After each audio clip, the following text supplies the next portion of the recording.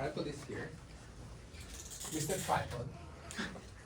Last time, we talked about, we had a lot of fun with this thing. How is it called? Symmetrization. Symmetrization. Expected maximum deviation. Impacted maximum deviation. Rademacher complexity. Why are we doing this whole thing? It's chapter 6 in the book. Huh? The next chapter in the book. Oh, because it's the next chapter in the book? That's an obvious explanation. Yeah, log factor. We need to save the log factor. The log factor needs to be saved. It's like we're gonna be this group that saves all the log factors. It's like anyone in the world has a log factor to be saved. They just have to tell us, and then we come and like after you're trained, you just go and save the log factor. The superheroes. Say, okay. How do we do that? 1, 2, 3. Rademacher complexity. Okay, once again. How do we do that? Rademacher complexity. Okay. Now what's it called? Okay, this is how you spell it.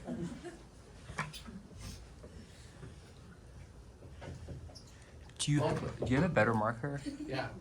Just for I have it's a fine, lot but of better markers because this is a pretty bad one. Oh yeah, we should Good point. though it does reflect quite a bit. But yeah, Look that at would be that. fine too. Okay. I don't mind either. So what was their setup? Wow. Don't screen even check. remember it.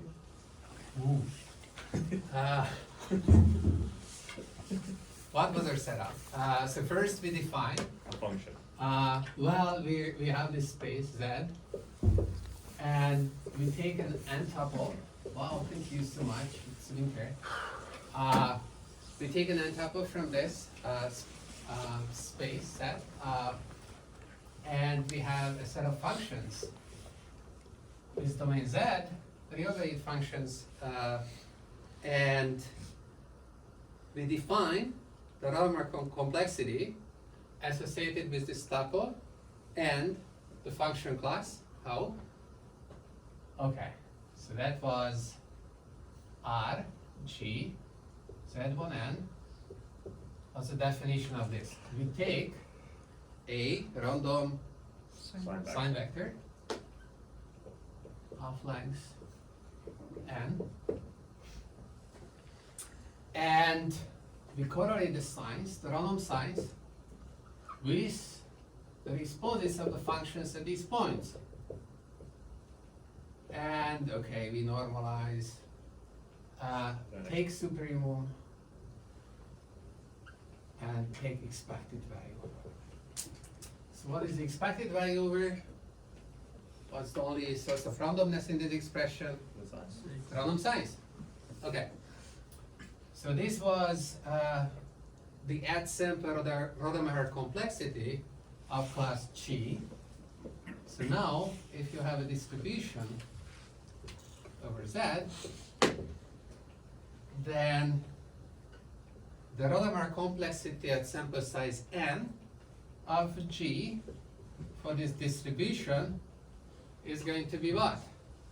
Well, we're just going to sample IID from this distribution and points. We plug those points into this definition that we had before, and we take expectation.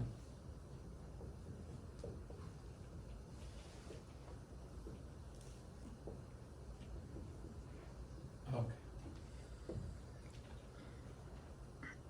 So the last time we had a lot of fun proving one result, which was saying that if you have this one-sided uniform deviation or maximum deviation,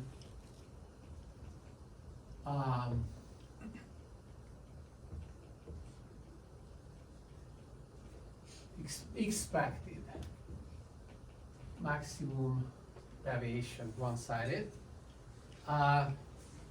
then the proposition that we proved, the there were two.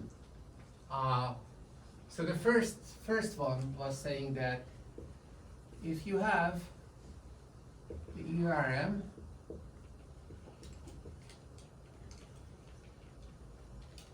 then the expected loss of this ERM is upper bounded by the best in class loss plus this epsilon n GP quantity. This was max expected maximum deviation.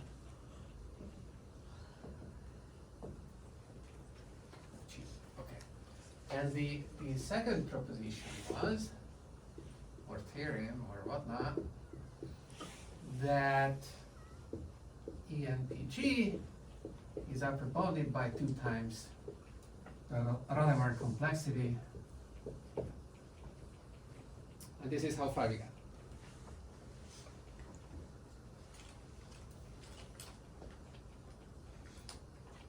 But we still don't know how to estimate these Rademacher complexities. So we're going to start with something super simple.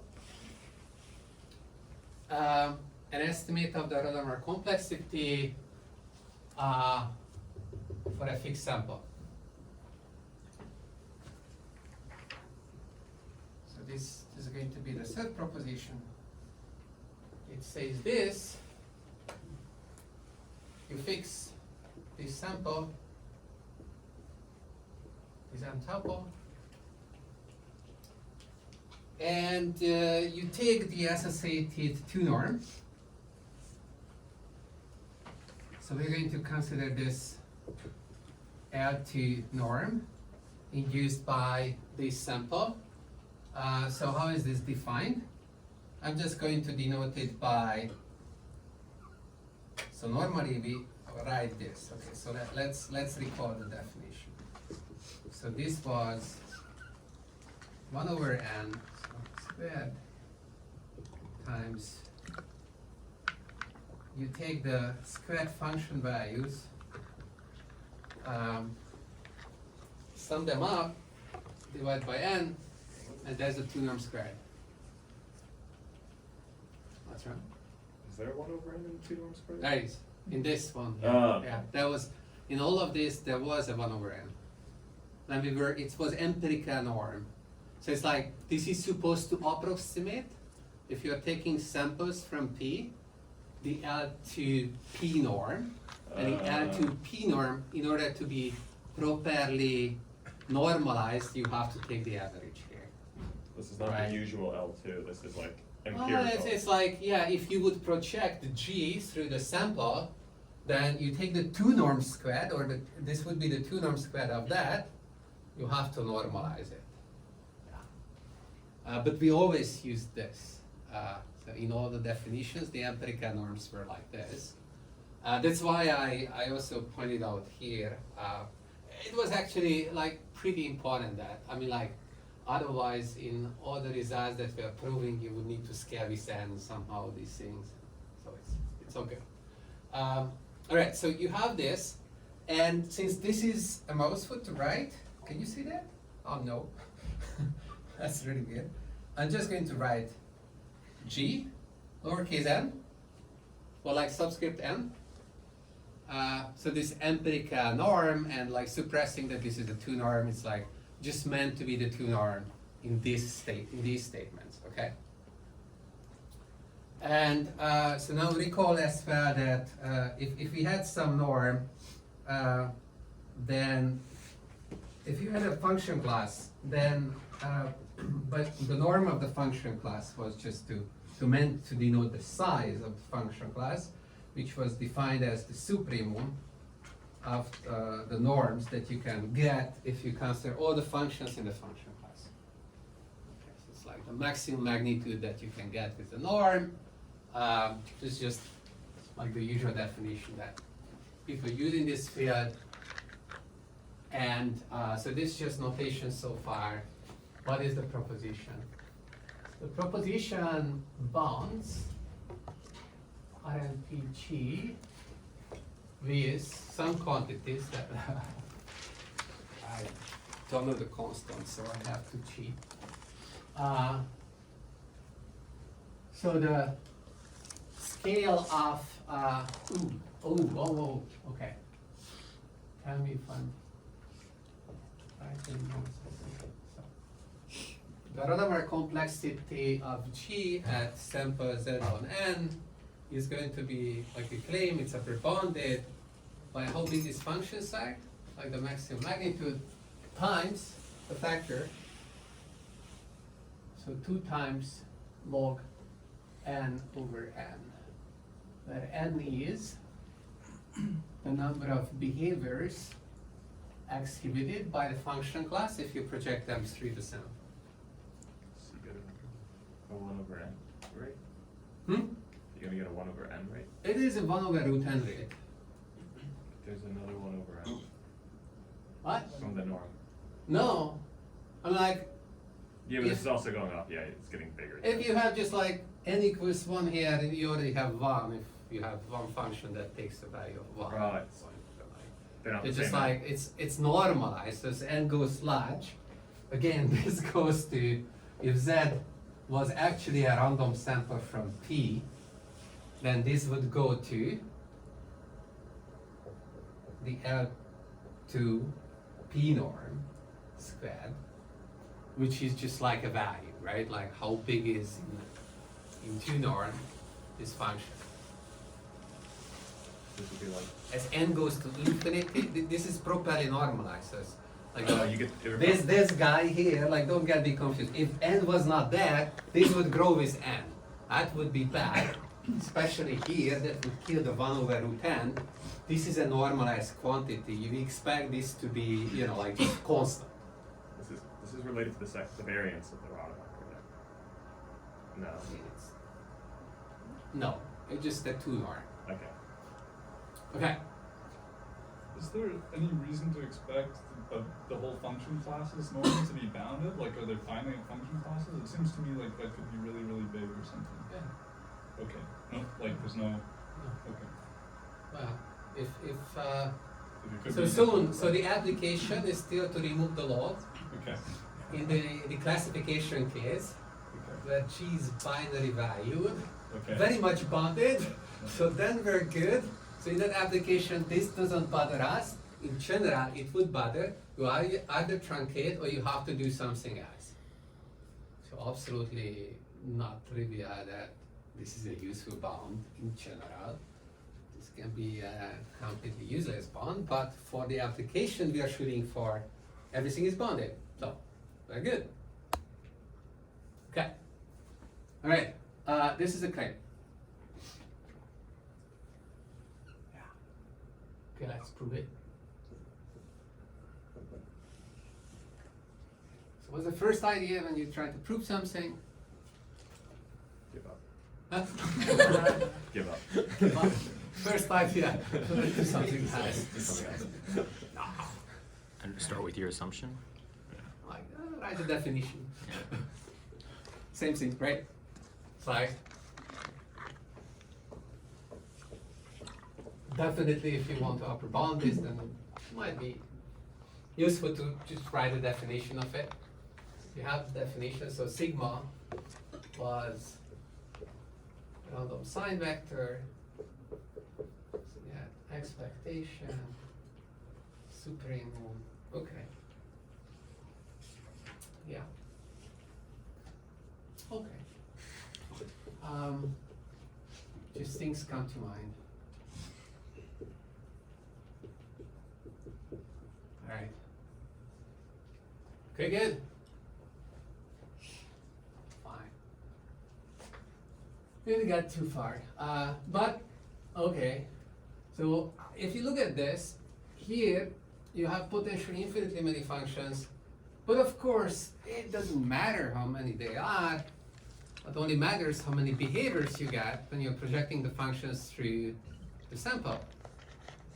So that's effectively a max. You can take the m functions, or capital N functions that exhibit all possible behaviors, and you just take the max over those.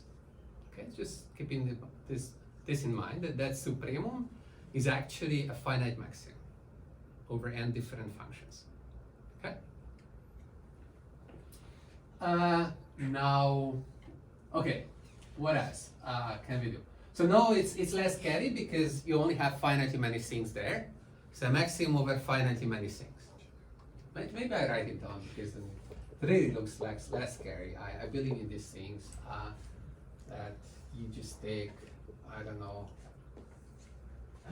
Sure.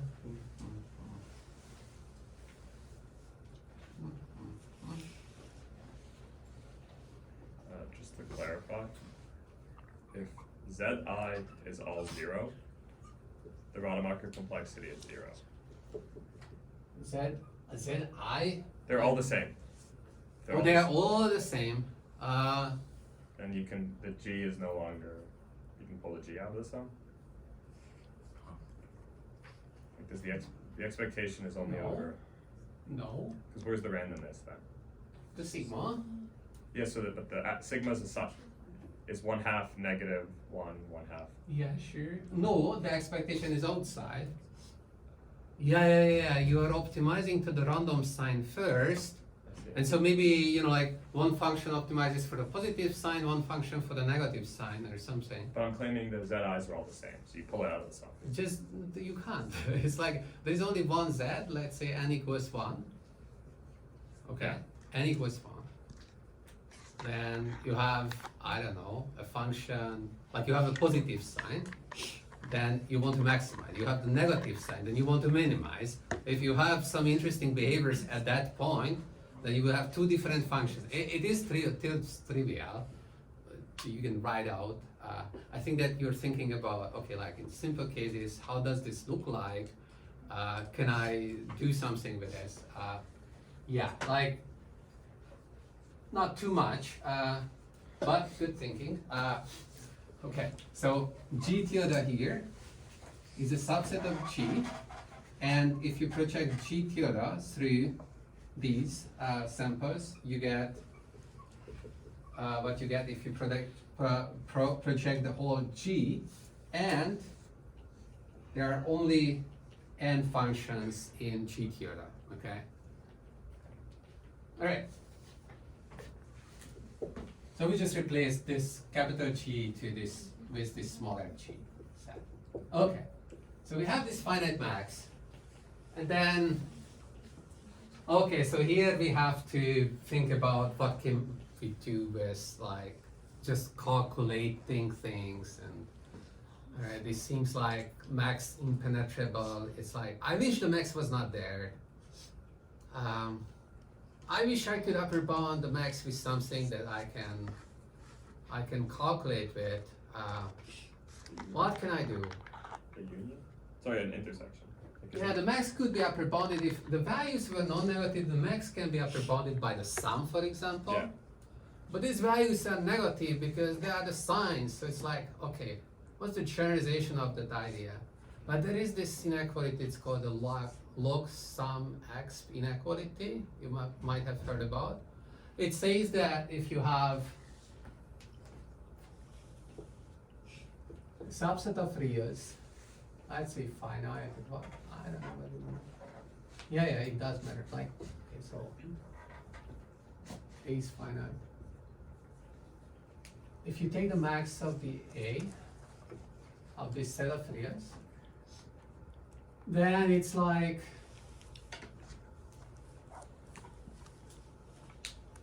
I don't remember this inequality. I have to reprove it. I think it's the log of the sum of. Will it be greater than the log sum x?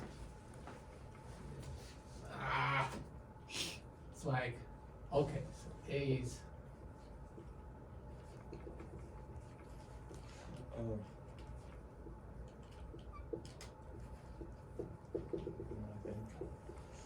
okay. So e to the I think you start by taking the max of E. eta A1. Okay. There's the largest guy. And that's upper bounded by the sum of the other guys. Exponentiated. and eta is a free parameter. Yes. Okay? So take the log. So A1 is the max.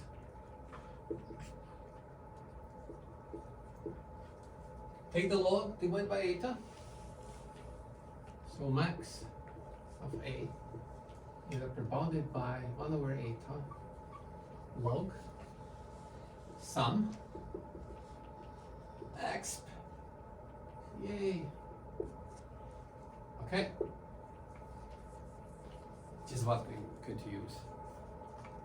It's the same idea. It's like the max is upper bounded by the sum. Okay, so in this case, it's like you have to first exponentiate it because you had negative numbers. But if you exponentiate, you make them non-negative. No, you can use the same idea that we had before. So good. That's how I remember it, at least. So this maximum can be upper bounded by that one. Sorry, does the sum include A1? Yeah, everything. It's like, just make it simple. I think you don't want to be too clever about this because then later on we get into trouble with calculating the other things. It's like it's loose. It's very loose. It's kind of you can replace this with any of the other numbers. You get something smaller. So amongst these very loose inequalities, this is the tightest one, but it's like still pretty loose. I think when eta is very large, then it could be Right. tighter. Yeah. As eta goes to infinity, this is actually giving you the max. Like this expression on the right hand side becomes the max. Maybe that's how it works. Good idea. It's a good one. That's a I good just one. have to remember that. Yeah, This is a good one, yeah. it's a really good one. I agree.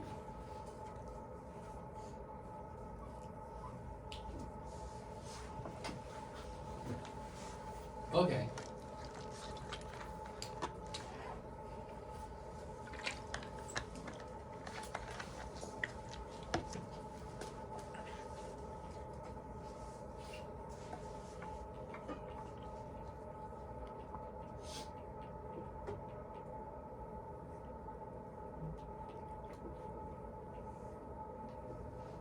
Okay.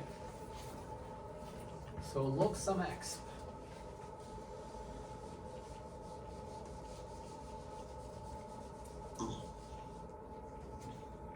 Don't you need the other sum? Huh? The sum from 1 to n? Did I miss it? Oh, Yeah, you have to sum over I. what happened there? Yeah. So these were the values. We are exponentiating them.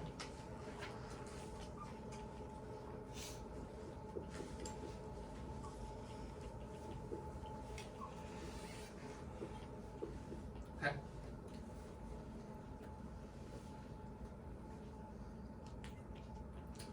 Okay, then The sum of exponents is the product. The exponents. right. Definitely. So the sum can be moved inside. It's going to be this product. Oh, I meant to bring that sum out.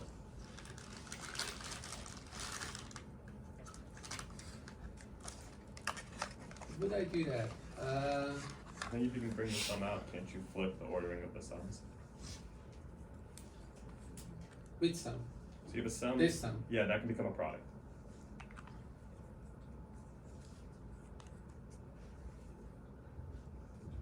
This is already a product. Okay. So you have some product x, and then you can flip the g and g tilde. Maybe. I don't know. Then No. I mean, like the product. How would you put that?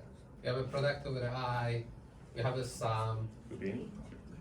No. Oh. I mean, like, okay. So I think that we have to do something with the log. Can we move out the log? Can you try to use the answers? Does Jensen go So if we move out the log, there? Does Jensen go there? we get something better. So it's something greater. Yeah, Oh yeah. that would be Jensen. Right? Okay. Try that.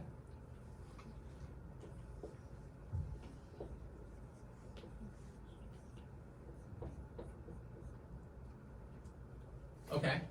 Then the sum can be moved outside.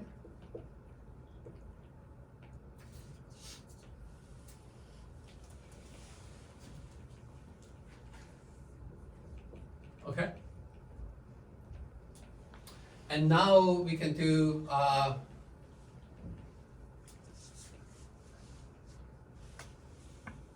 we have a moment generating function of independent random variables.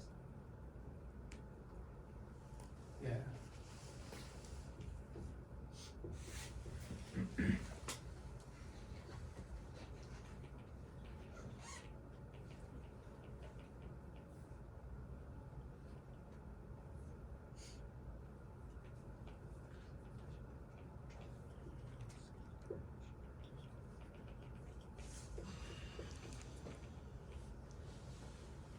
Okay. These are independent. This is the only source of randomness.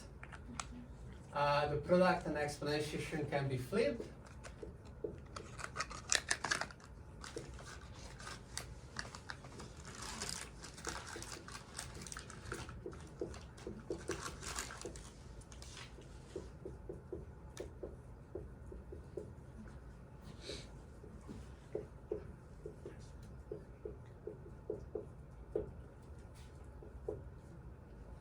Okay.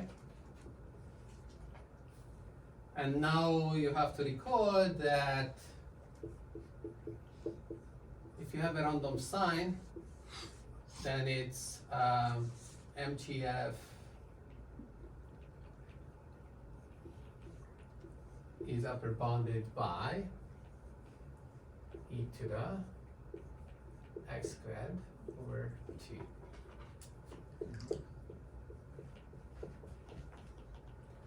Which is like an elementary inequality that you can just prove.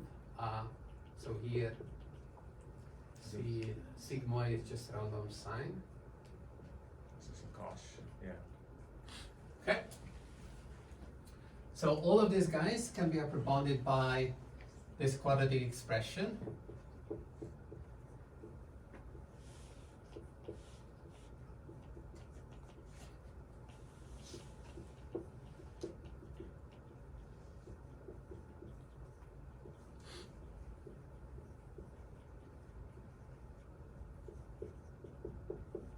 Okay.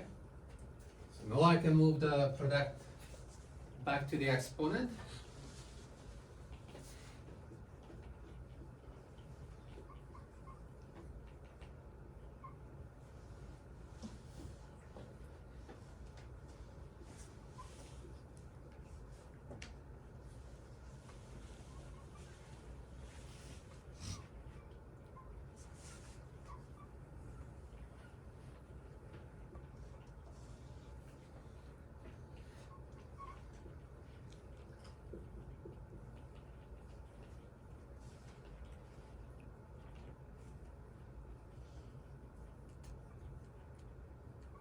And I see that the 2 norm of G squared appears there.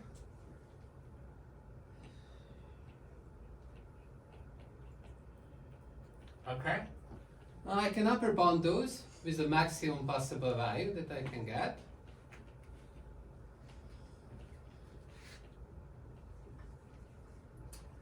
And in this case, after this upper bounding, you have the same value here. This expression is the same for, regardless of the function g. We have n of these functions, so you get log n times the exponential of eta squared divided by n times the scale of g of n. Yeah.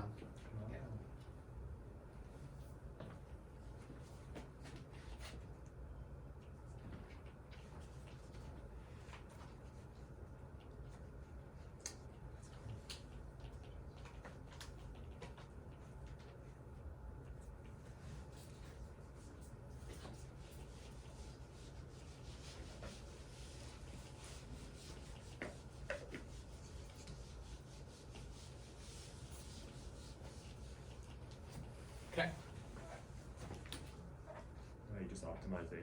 You just optimize eta. So, what is this? 1 over eta. Is equal to 1 over, I guess, whatever you want. Wait. So there is log n plus 1 over eta, and the log of the exponential, which is eta squared over n times the scale of gn squared. I drop the square.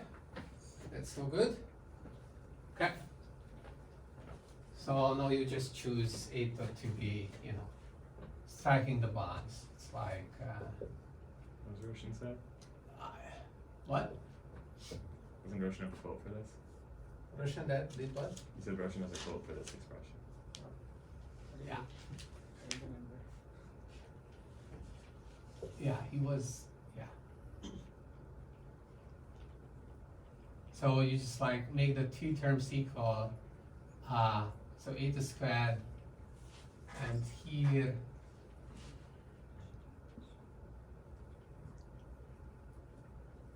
The 2 come. am I doing this right? Yes.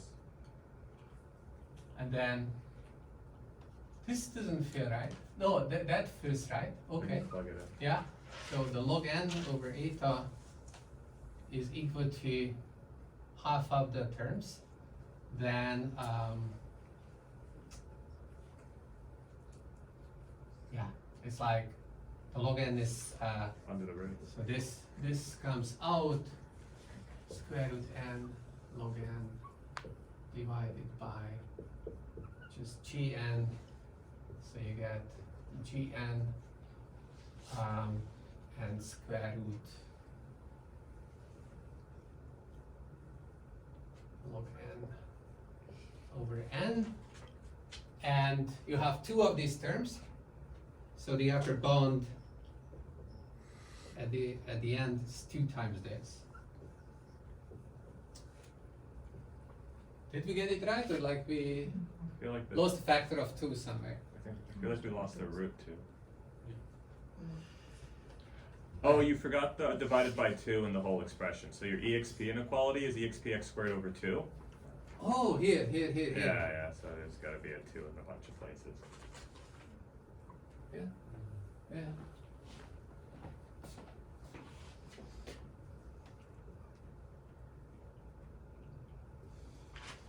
Okay, No 2 on and then no, 2 times this, then it's correct. Okay, good. 2 log n over. Too much excitement. Okay. Right. What did you learn? Right definition, maximum upper bounding, trivial ways, log sum x plus trivial way, Jensen, I don't know, some elementary calculations. Good. I have a Yeah. maybe stupid question. No Can- stupid can- questions. Can we upper bound for each fixed g? Can we upper bound the 1 over n sum over sigma I g z I to be its absolute value? Yes, you can upper bound it, So and this you whole- lose the benefit of the random sign. So if you think about it, Uh-huh. like each of these expression are of the size of 1 over root n. If you remove the sigma, then you just get the 1 norms of the g, Which is and less like than it's 2. constant. Which is less than 2. Huh? 1 norm is less than 2. Yeah, but like we have a 1 over root n here, so Oh, I we see. managed to pull out the Oh. 1 over root n, and that was the work. Okay. And you should also remember that the maximum of this random, like the expected value of, like this could be a proposition on its own, that if you take the maximum value of a bunch of random variables that are concentrating at 1 over root n, then what you get is square root log how many terms you had divided by n. So it's like you have to scale it up by square root log n, and that's roughly the right thing to do. Whenever you have, like you can prove this for sub-Gaussian distribution. The only important thing was that this was sub-Gaussian. And then this always works. Like you can have an exercise that just say that they have a common sub-Gaussian constant, then here the common sub-Gaussian constant was just like the scale of G. So you're saying if we replace this Rademacher random variable with any sub-Gaussian? With any sub-Gaussian, you take the maximum of sub-Gaussian It's okay. centered, then what you get is that a square root log n boost to the expected value, and that's actually the right scale. So there's a lower one that says that, you can't do much better than this. So in this case, this calculation is pretty tight. Okay, good.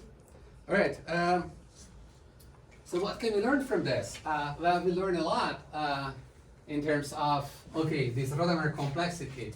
These must have been very suspicious already when I pulled this off, when I was pointing here, or like we introduced this. Why? Because VC classes. In VC classes, the number of behaviors that you get here is limited.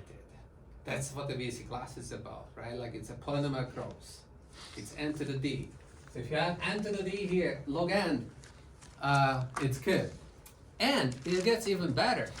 In VC classes, we had these refined bounds that were saying that for the L2 empirical norm, you can get an upper bound on the number of behaviors in the VC class, which was not dependent on log n. So you can get the log n dependent bound trivially with Sauer's lemma here, but Hausler's results, and I will write Hausler's results a little bit later, will allow you to get away with something smaller that doesn't have, it has an epsilon dependence. It had a log 1 over epsilon in it. We'll deal with that somehow. So we are going to switch to the log 1 over epsilon type of bond.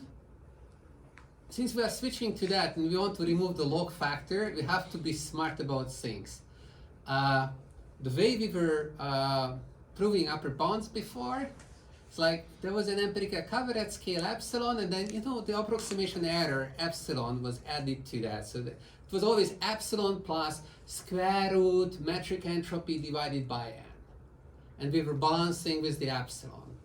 We'll do a little bit more of this balancing, be a little bit more smart about it. That's what's called chaining. And then we'll get the good results from Hausler's bound that are free of the log n term. But before, because we want high probability bonds, we need to get back and then do some work to get high probability bonds. So far, we only have this upper bound on the expected loss of ERM. We also want to have a high probability oracle inequality. And for that, we use a big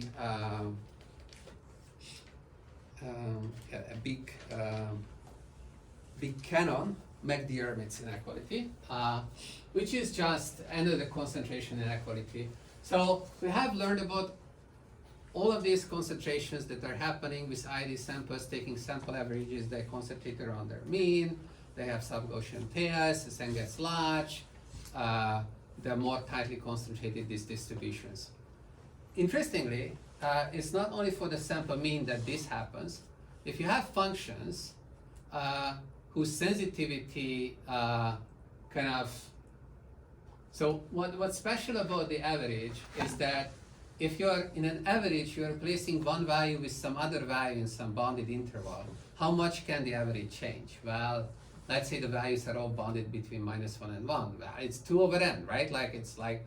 There's nothing much you can do with this. Like the sensitivity of the averages with respect to changing just one variable to some arbitrary other value is really small. It turns out that this is the key property of averages that you can use to get similar concentration bounds, and you can get those for other functions that display similar sensitivity. So if you have functions of small sensitivity, you expect concentration to hold. So these functions take, like all these random variables, they can combine them in a nonlinear fashion. Why is this relevant? The reason it's relevant is because we're doing exactly this. Like take a soup. That's complicated. But the sensitivity here, do you expect a large sensitivity? Maybe not. So we have to work a little bit on that, but somehow it feels right to pull this and use this result that talks about that if you have functions with limited sensitivity, you will have concentration. Okay, so what does this McDermott inequality say?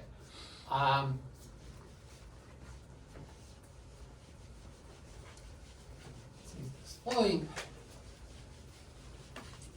So the book somehow it makes a big deal of calling this a concentration result as opposed to all the other results that were about sample means or sample averages. To me, they're kind of the same, like they're all concentration results. But somehow the language of the book suggests that this is the first time you see a concentration result. But I mean, like, okay, those are special cases. But that was concentration. This is measured concentration. And I think that that's like generally how it's understood in the literature. If you take the book of Gabor Lugosi, for example, concentration inequalities, it's like half of the book is about sample averages, right? Okay. But it becomes true that like people realize that this concentration of measure phenomenon is not tied to sample means, which are very, very simple functions of the random sample, but they can be generalized. So that FB, this function from this product space, x, x to the n, to the reals, and we define the sensitivity with respect to the i's input to the function as the maximum value that you can get if you are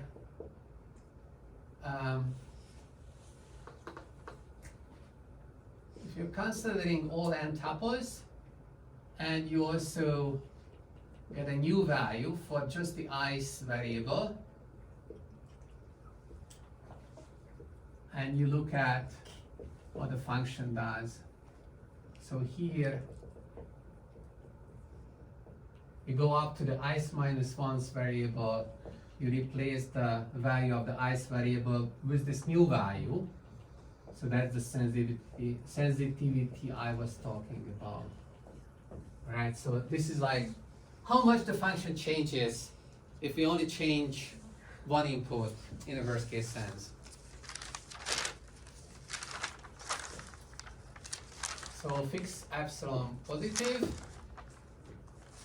let x1, xn be sampled from P distribution over X, and they're independent, of course identically distributed. Okay, no epsilon. I like the data version. Fix the data, and then two things hold, because there are two sides of this inequality. With probability 1 minus delta, if you plug in the random sample x, okay, so right, this way.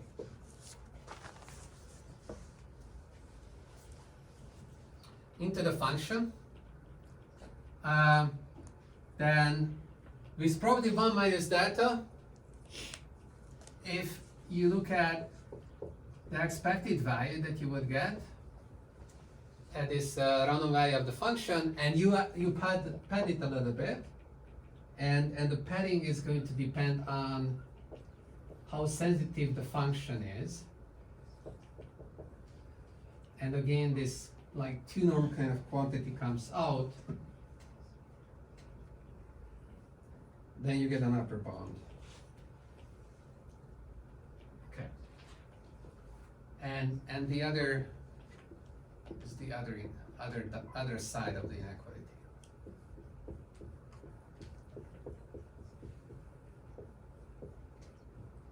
The same thing. Okay.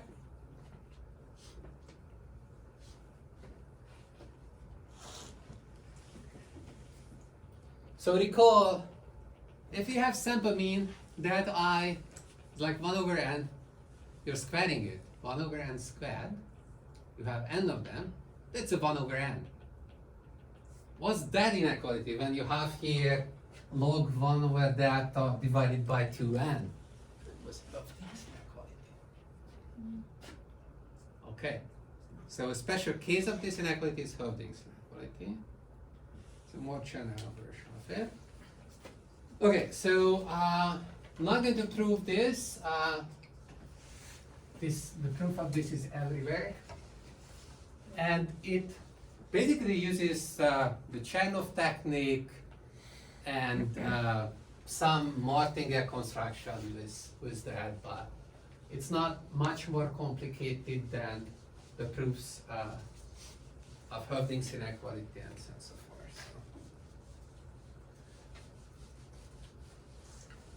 So there is not much new. Okay. So with this, we can get a high probability bond that's going to use the expected maximum deviation or the Rademacher complexity. And it goes like this. So G is a subset of RZ.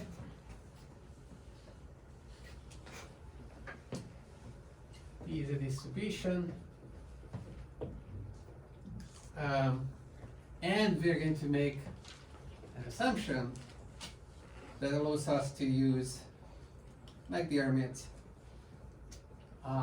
which is that if you take the supreme over all G and the supreme over all Z and Z prime in Z, you look at how much the function values change. It's basically how big deviations you can experience for any fixed function, and then consider the worst case for those.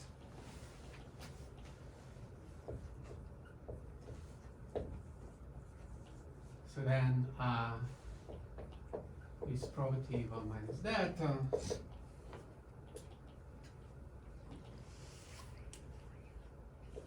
for all G,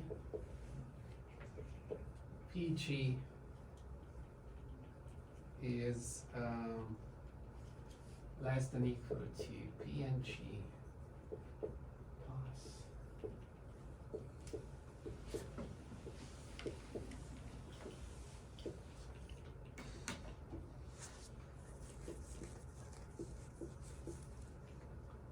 and of course, because we have already upper bounded this quantity with twice the Rademacher complexity, we also have this inequality.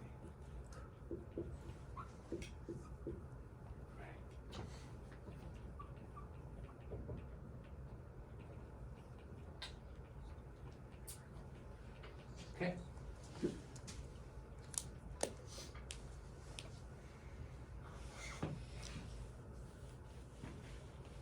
So this is simply the application of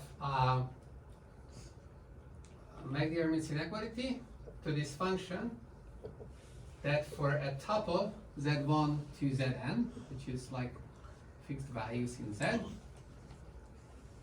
is going to be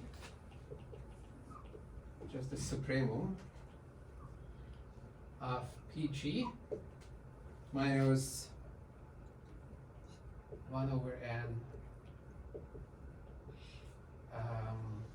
and so the empirical mean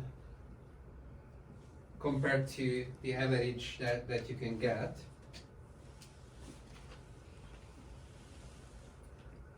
And let's denote this by U, G, and Z 1n.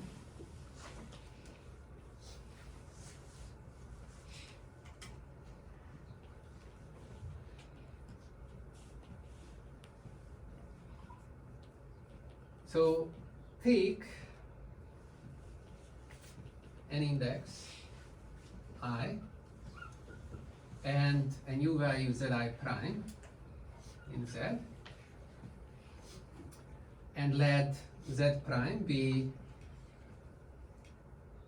you know, the same as z, except the i's coordinate is replaced by zi prime.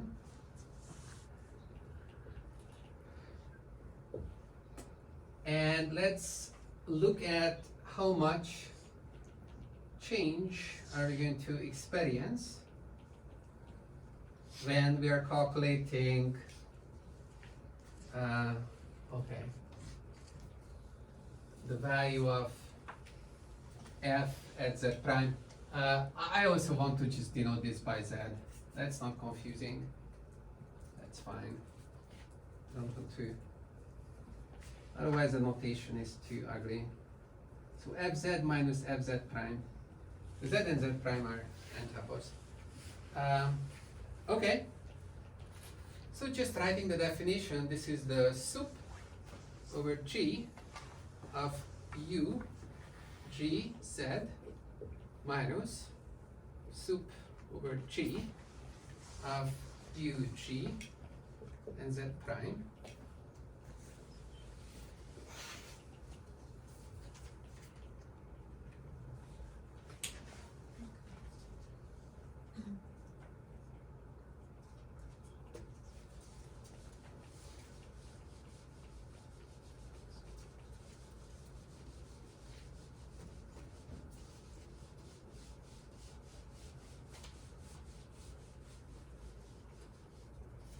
Okay, so for this given z and z prime, what this does is that takes this value and subtracts from it the smallest possible value that you can get by wiggling g here. So we can get an upper bound on this if we don't subtract the smallest possible value, but we subtract some other value. So for example, we could subtract the same value as here, the same g. So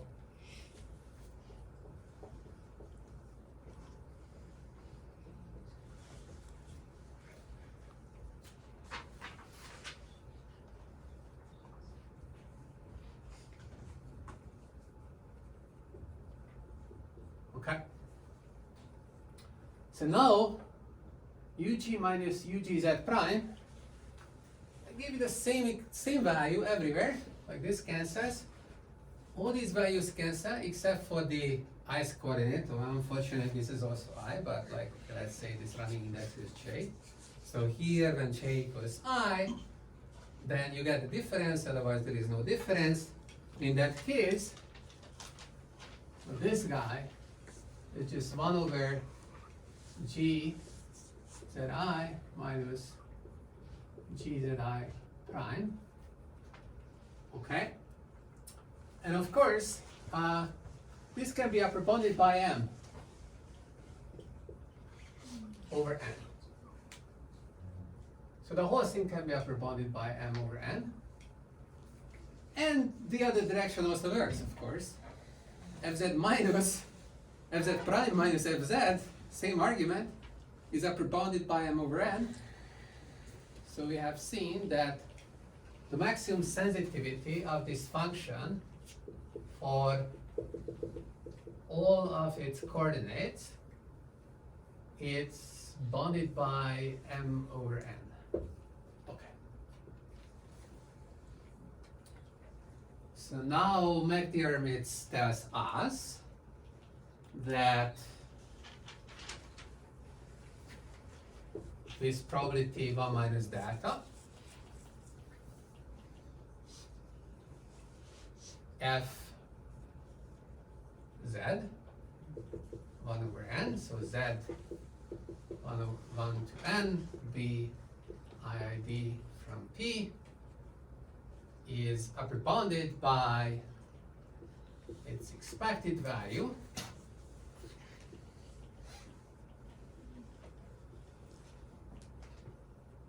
okay. I write it out.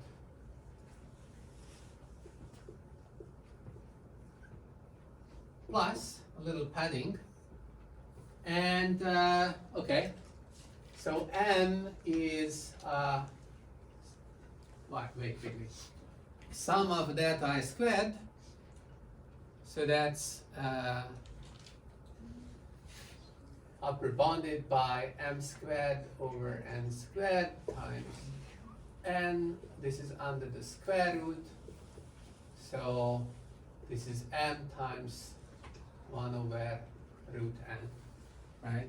So from this quantity becomes m times 1 over root n, so the m comes out, and we have log 1 over delta by 2n.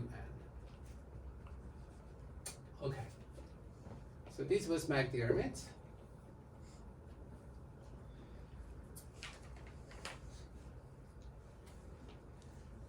And now, of course, you can recognize that this was nothing but E and PG, or in famous expected maximum deviation over the functions g.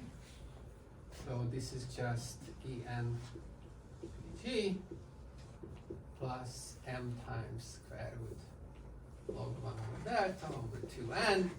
And our previous result says that this guy can be upper bounded by 2 times the Rademacher, and so on and so forth. And here, what we upper bounded is the maximum possible deviation. So for any function g, pg minus its empirical mean is upper bounded by these two guys, which is the statement we wanted to prove. So, done.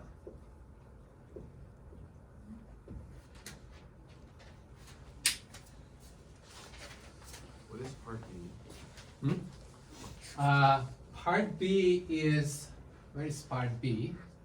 There is part A, so there must be a part B. Part B says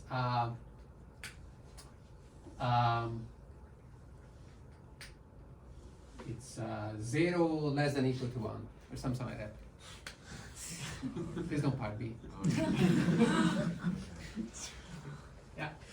So the reason that we needed McDermott and not just for King was because of that soup. That's right. But if it was there was no soup, it would just be an average. And then That's right. Yeah. So we were exactly like, it's a simple observation that it's regardless of Rademacher complexity, right? So the first result, the first type of result is just like a uniform deviation bound that follows immediately from McDermott's inequality. And it just, yeah, like very simple once you have McDermott in your hand. It's not a Bernstein type inequality, it's a Hovding type inequality. And if you recall, like, okay, to get, this first order type bonds or like the smallest bonds, we had to use Bernstein. Then you might ask, okay, like, can we have a Bernstein version of McDermott? And the answer is yes. We're not going to cover it. It's in the book. It's called Talagrand's inequality. The proof of Talagrand's inequality is not in the book, but it's like in many other books. And it just generalizes Bernstein. And with that, you can start to think about proving these smallest bonds using these techniques. But it becomes very hairy. It's not worth it, and we're gonna just skip that. Like, it's like a huge section of chapter 6 is about these fast rates. It's this localized Rademacher complexity calculations. It's not simple. I mean, there are some ideas there, like 3-4 ideas are needed to get it through. You can make it work through. Does it really do much to what we were doing before? I don't think so. That's why I'm not really covering it. It is just a point that if you start the proofs this way, you kind of insisting on it. I want to use Rademacher complexity all the way through in my calculations. You can make it work, even with the smallest bonds. But it's not trivial. Do they buy you anything? Like, it doesn't buy you anything. It's like we whatever bonds we had, it's not big. Like, it's not removing the log factor. We do all the beautiful part, which is easy, which is to remove the log factor, and then there is the hard part, which is, I don't think that it really pays off that much. I mean, like, it's maybe contentious a little bit. Like some people say, oh, it's easier to calculate Rademacher complexity bonds, but every time I do that, I kind of like upper bound it with covering numbers, so it's like, okay. We also had this result that just use covering numbers. I don't know, like I don't know of a single case where the Rademacher complexity result. In this case, okay, what I'm going to show log n remove. Okay, that's a beautiful short proof for that. There is a proof without the Rademacher complexity for the same thing, of course. But I think this is nice. This is a short proof and some beautiful techniques. Like so far, this is kind of beautiful, right? Like it's a very simple thing. They're very, very clean. It's like the whole class that we done, okay, small risk not, but potentially not, but the rest is like, yeah, today we did it again. And we're doing it better. It's not true, but okay, so. Sorry, what log factor Hmm? are we trying to remove? Yeah, later? we are getting there. What? We are, it's like in the VC bonds, we have square root d log n over n. And we don't like the log there. That's it. So but so far, like that same thing is there here also, right? Yeah, so far we don't see the light at the end of the tunnel. We can't see. We are building up to that. We are almost there. We just need to kind of finish. And this finish is going to be a better bond. So okay, so this result tells you that you want to get high probability bonds. Previously, what we were getting is that we had Rademacher bonds just for the expected loss of ERM or occurring activity. Now we have the high probability bond. This guy doesn't have the log n. If we can upper bound this without the log n, we win. So that's what we want to do. That's what's left. And so that's what's coming. It's called chaining.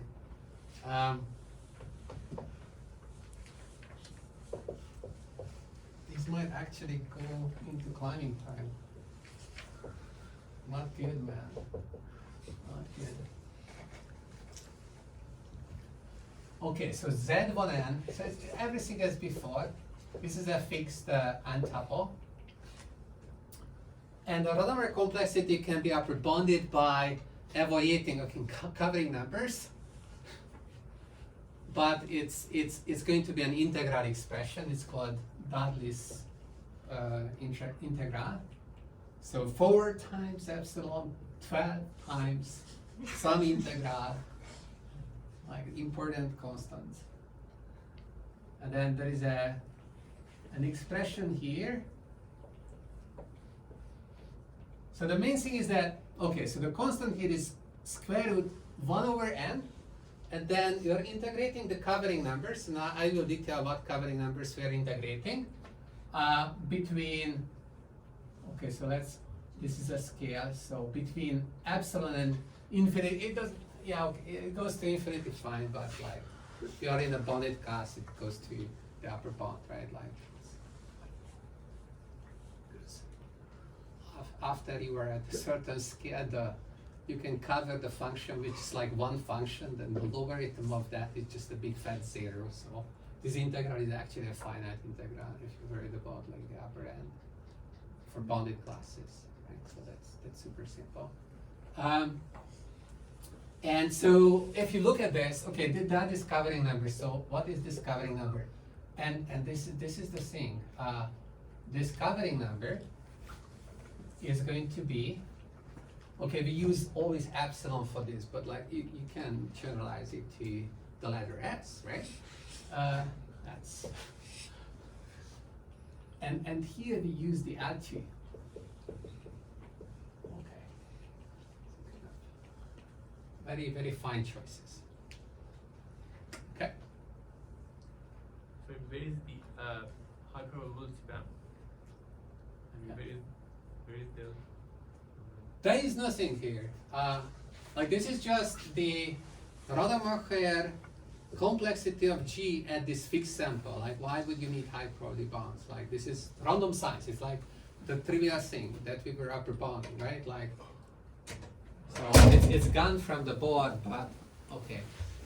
That's not random, that's a fixed value, there's nothing random in it. Yep, because I thought that we were going to replace whatever we have Yeah, to that, for example. right, so if you have okay, so we can rush a little bit forward and then we see what happens, let's say if you have a VC class. So what happens in a VC class?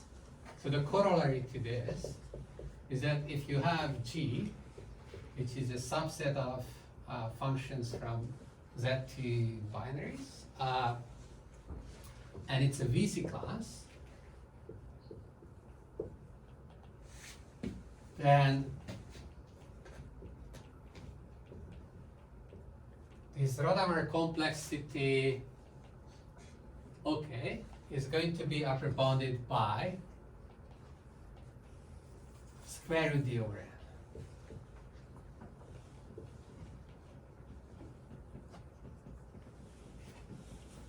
So put that here, log n is gone. This is our goal. Okay, how do we get this? Well, Hausler had this result that was bounding the covering number for VC classes, which was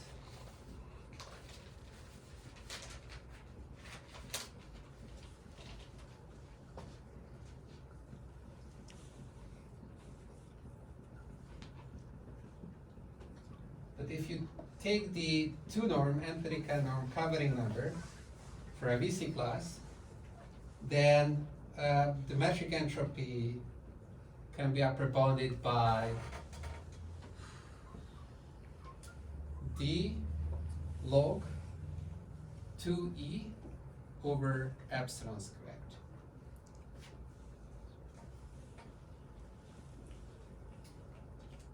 And so now if you evaluate the integral here,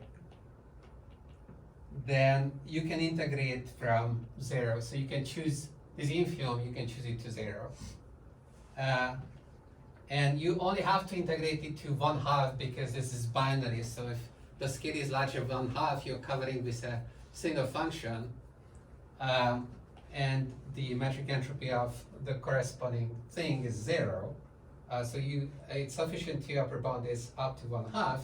So now the square root of log ns can be upper bounded by, okay, plugging this in. So this is like a small quantity or a constant.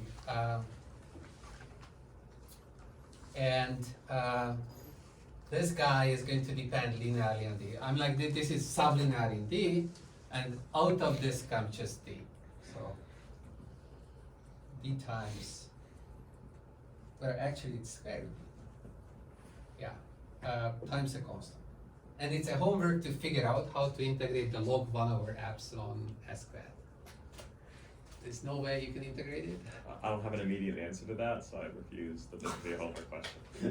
Okay. It's a good homework. It's bad homework. I see.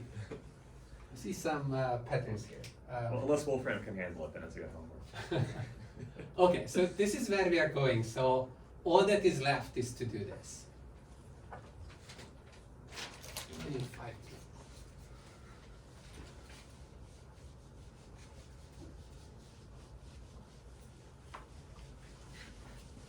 Okay, we started a little bit late. So I'm very sad because we're going to go into the climbing time. Or we can just go climbing. We can just like finish here, but like I really want to finish this. Do you have something urgent? Yeah? Is that long? That's an urgent question.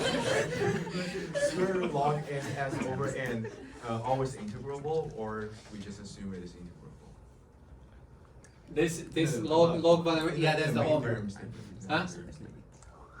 Oh, like these are finite values here. I mean, okay, so we don't know whether you can integrate it up to infinity, but like, fine. If it's infinite, then it's like infinite. Who cares? Like it's a loose bound. I mean, even if it's like, I guess what I mean is if this integral exists, like, Yeah. because it is Riemann integral, so like, I mean, like, yeah, you want to know whether it's an integrable thing, but sure, okay. it is. But It is always don't- integrable. I don't know. I suppose. I mean, okay, so these are integers. Uh-huh. I think that this is like piecewise Okay. I see. constant. As pretty sure it's integrable. Okay. Like this, okay, so there were a lot of this technical stuff that I didn't do. Like, I'm taking a supreme over a possible G, and then taking an expectation. Like, is that is that a measurable function? That No, I mean, like, don't even ask those questions. Like, are we gonna spend until midnight? I'm just curious if there's a property of the Huh? covering number, like, Hmm? I'm just like curious. No, I'm half kidding. The question is good.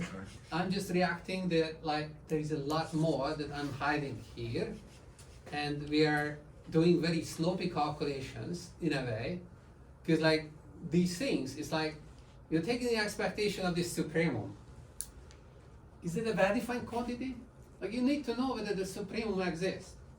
People spend their life on studying whether this exists.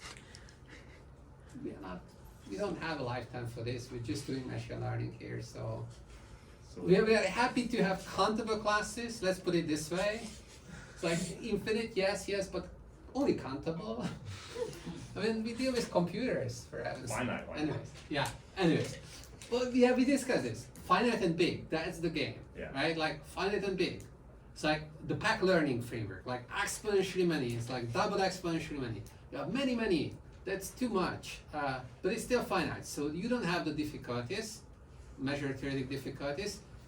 Let's leave them to the people the good people who understand, like what the real numbers are. Like, do we understand what real numbers are? That's really complicated.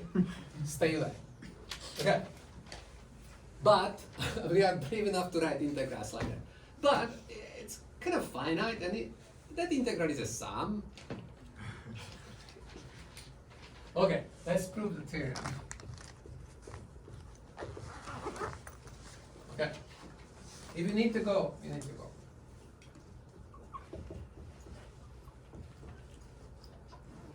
Okay. So I use again the notation that this subscript n norm is the empirical T norm underlying Z1, Zn, which are fixed. And the idea of this whole proof is that we're going to do coverings at multiple scales. We start with big scale and then go on small scale. And we always had this issue of like trading off covering number under the square root with your epsilon. And we were only doing it with one scale, and it turns out that costs you more than if you kind of like refine the scales and then consider a sequence of scales, like a multi-scale approximation. Like this was coming from approximating a function at some scale epsilon, and then you had the covering numbers that you're paying because you're at that scale. No, you can consider multiple scales. So that's the plan. In a way, it's a natural idea, and so these are going to be our scales. So epsilon naught is just the maximum scale. That's worthwhile to consider. The next one is I don't know, just half of it, 1/4 of it, and so on and so forth. So epsilon L is 2 to the minus LB. Okay? So this is decreasing sequence, and GL is a minimum epsilon R cover of G with respect to just this empirical norm we chose. Since this is a minimum cover, the coordinate of GL is the corresponding covering number.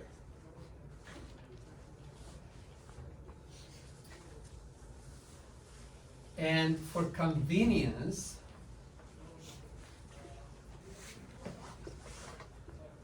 we also introduced G0, which is the identically zero function, might not be in a class, but it's like it simplifies some expressions. Just like slash it.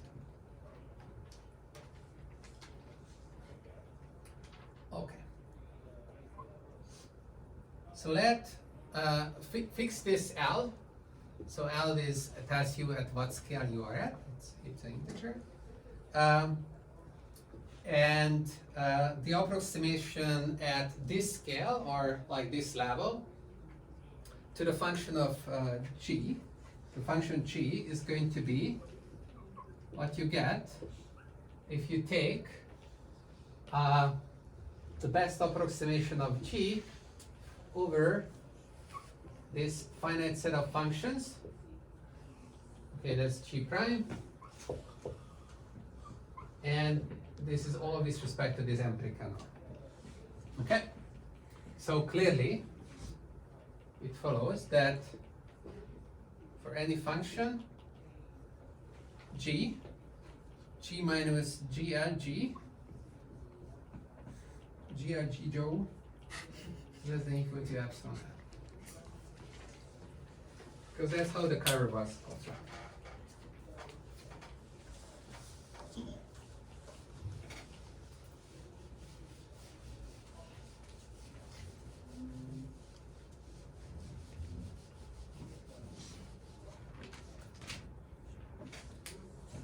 Okay, so then we can write this function g as follows. G is g minus g.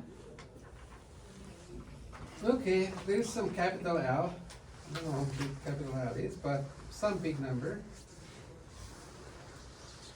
We'll figure it out. So L is a positive integer. So that's the maximum scale, or like the smallest scale we consider at level L. Plus, okay, so we subtracted GL. So this is a very, very, very good approximation to this guy, because L is a big index, so it's a tiny number. So this is where our epsilon is kind of going to come from in that expression at the end. The others are going to be part of the integer. You mean G or G? Yeah, G or G. Yeah, I guess. Yes. And then you start to do this, right? So this is a very good approximation. But if I just add back G, then I have too many of those functions. I don't like it. So that's where the covering numbers will kick in. And because we are at 2 to the minus L scale, it's not good. 2 to the minus capital L, it's a big L. So two big numbers, we don't want to do that. So instead, what we're going to do is that we subtract from this. We add it back. We subtract from this the guy at the next finest level. Okay. And note that, okay, so this is the coordinate of this. It's like, if you consider how many functions you have here, you're gonna have roughly the same number of functions that we had, but these guys are small because both of them are like tiny scales, so they are a good approximation to each other. So they're roughly the same level as this guy. So this is also a very, very tiny expression. And so this is big coordinate. The approximation, okay, maybe twice as big as before. So you're kind of trading off the approximation error and the covering numbers. Yeah? So like, why don't we do like the argument for GL minus 1? Shouldn't it be like GL of G, like the previous one? So that like then it's like directly boundable. Too complicated. It's too much writing. But wouldn't it be like It's fine, it's a triangle inequality. That's like no difference. Right? Absolute values. Huh? You now have two absolute values. You can get better constants, maybe over. No. Okay. Anyways, long story short, right? This telescoping sum. Okay. What's the last one?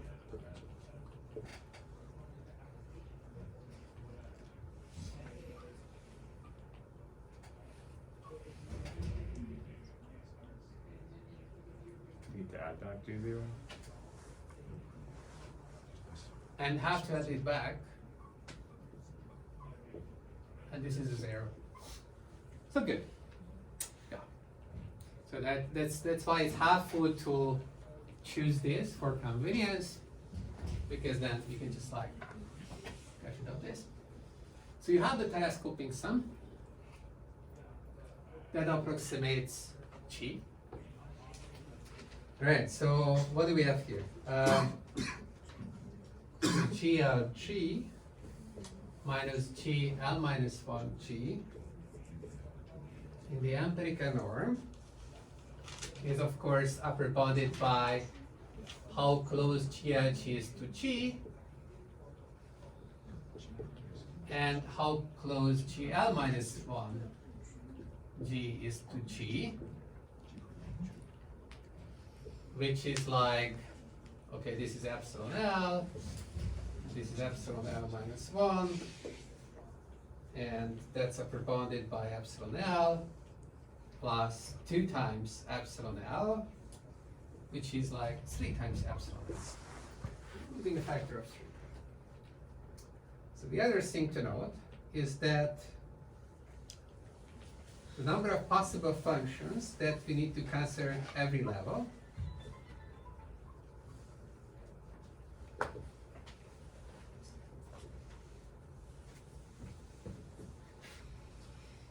is at most NL times NL minus 1.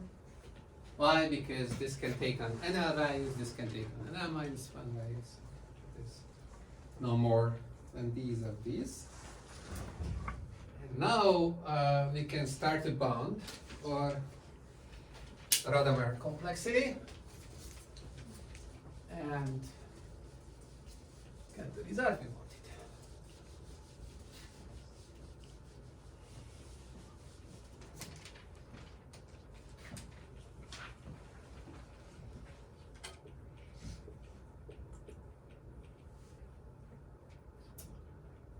So just write out the definition.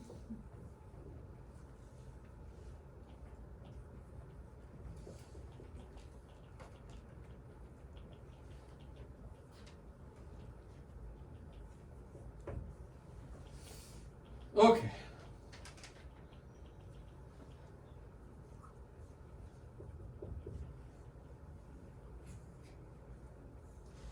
So we're gonna expand this using this telescoping sum. Okay. And if you expand it, we will treat this term separately because this is a very good approximation, like a very small approximation error from the rest. So this is upper bounded.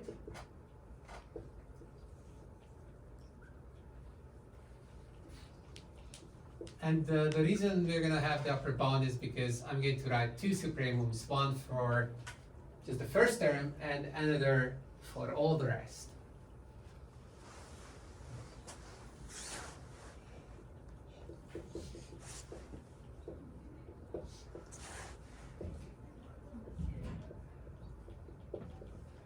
Okay?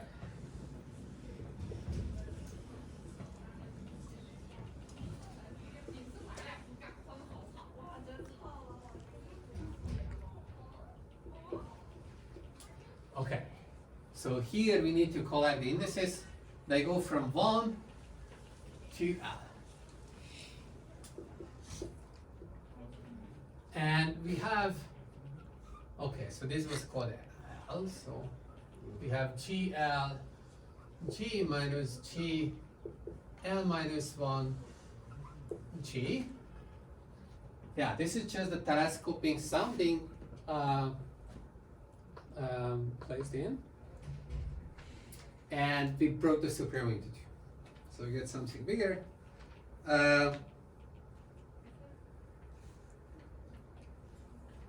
Okay. So the first term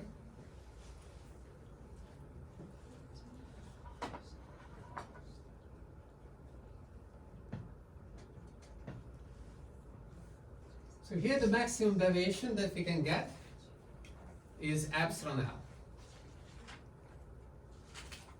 So upper bound this by absolute value, you get epsilon L.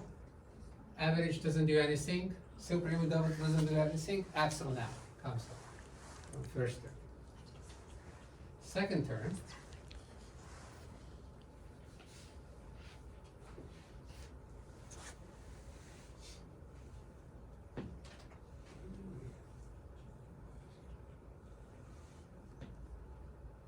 oh, okay.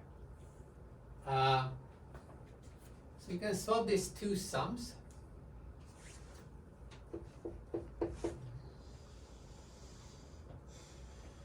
I move this sum inside and move this sum outside, and I can take further supremums for each of the terms separate.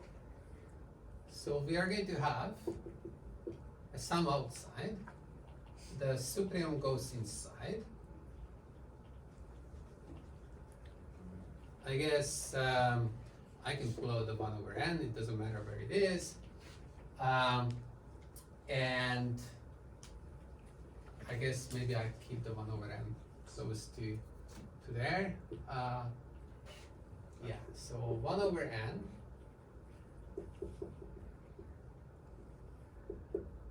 okay. So we have GLG minus GL minus 1G here. Okay.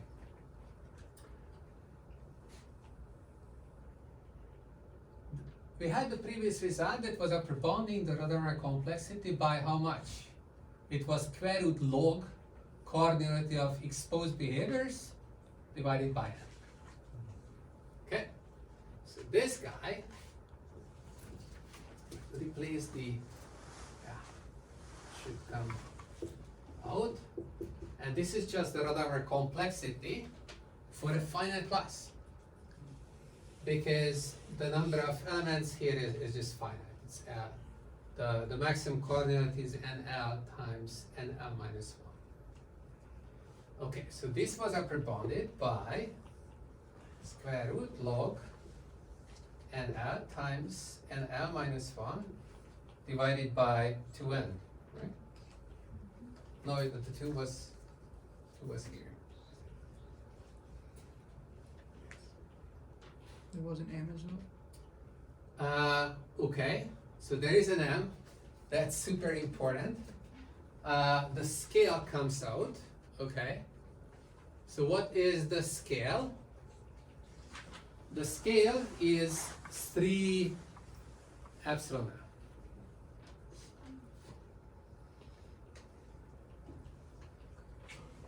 Where is the Z I? Hmm?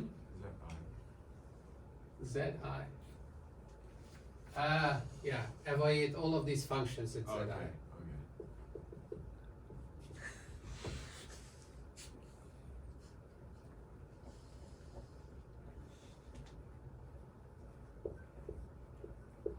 Yes? Very good. Then why is it upper bounded by the 2? The 2 norm. In the Rademacher complexity upper bound, magically it was a 2 norm because we started with Magdiarmid, which kind of has the square sensitivities. Oh, I see. Yeah, like everything is like really finely tuned here. Yes. I see. Yeah. The Good point. moment generating function. Hmm? And the moment generating function for the Yeah, it was like for the Rademacher complexity, it was like luckily the squared things are coming out, and it's like this, yeah. Quadratics are beautiful. You don't need to go any higher order. That's the beauty of it. Okay, right. So yes, okay, and so we need to sum these up.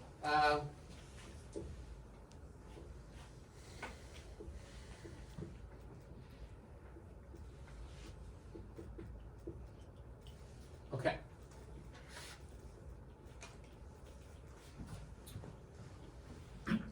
Okay, so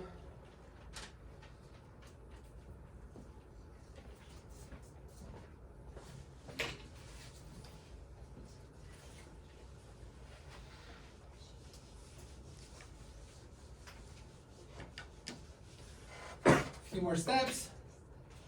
Almost there. So we had epsilon L plus 3 times the epsilon L's times square root 2 log NL and L minus 1 divided by N. And now, okay, so NL is greater than equal to NL minus 1.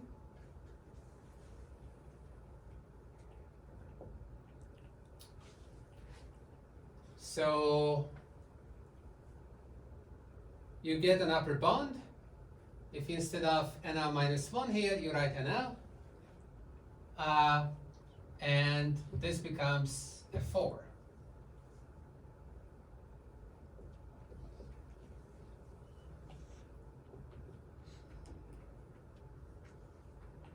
Okay, this is a 4.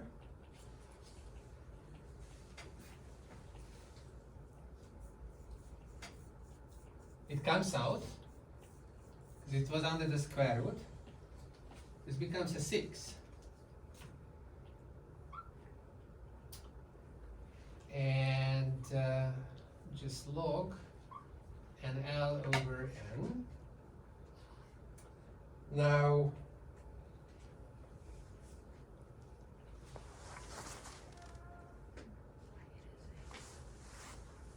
okay, so the next observation is that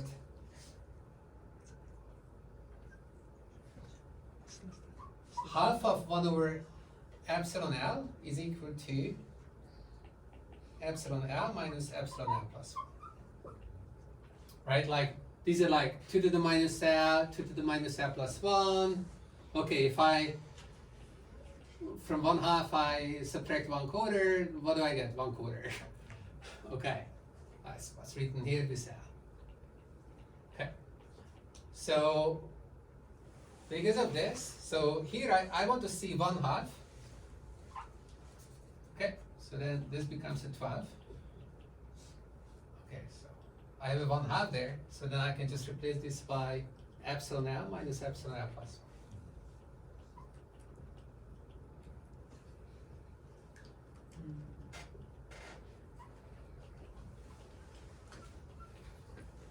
And then the square root log NL over N, which you can't see.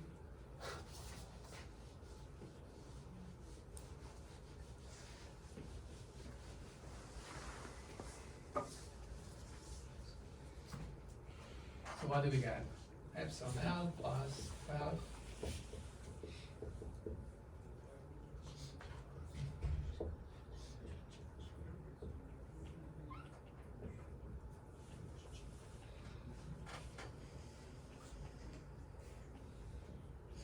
Last step should be an inequality, right? Because you replace n small n with n big N.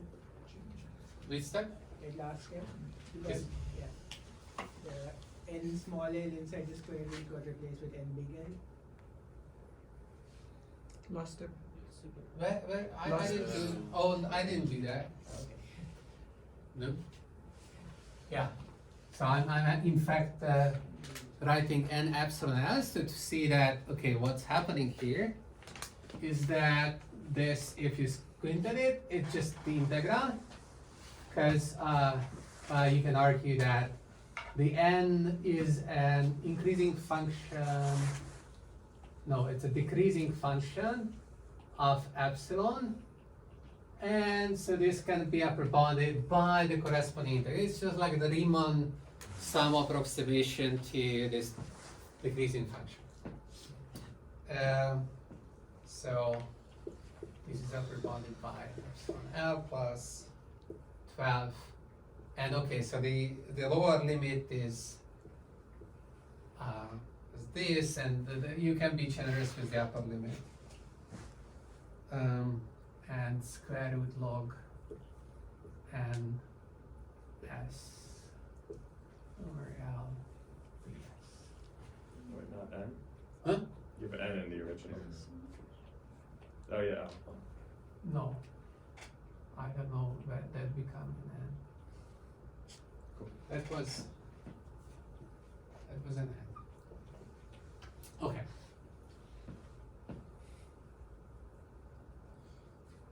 All right. Am I okay? So if you rename this by that, mixing a factor of 2 there. Stack. Okay, now we have to stay here forever. You can upper bound d to the L by 2 e to the L. I don't know why.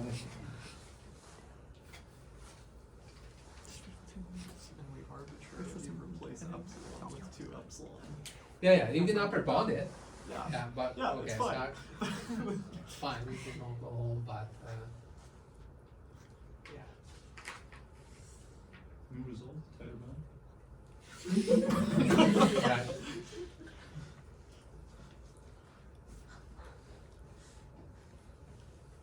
Oh, I guess I see what's happening. So L here was, capital L was arbitrary, was the free variable that we can optimize over. It's a factor of 2 close to this epsilon that comes out of this. And that's your factor of 2 over there, right? So if you want to write this as I can further upper bound this by the infimum of a beautiful expression.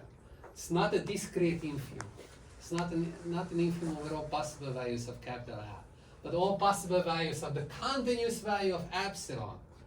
Then this epsilon L is within a factor of 2 of the optimal guy here, and that's why you have the factor of 2 here compared to what I have over there. Proof is done. It's clear. Okay. What happened to the B? Like we had a B for epsilon 0, and then it was having from there. But the B seems to be completely gone from the final answer. I think the B is gone. I So think it was completely unnecessary. So B will show up like when you try to go from the L thing to the epsilon thing. Yeah, it's like the upper end of the integral is actually B. Okay. If you don't care about that. Is the proof done? Yes. Oh, okay.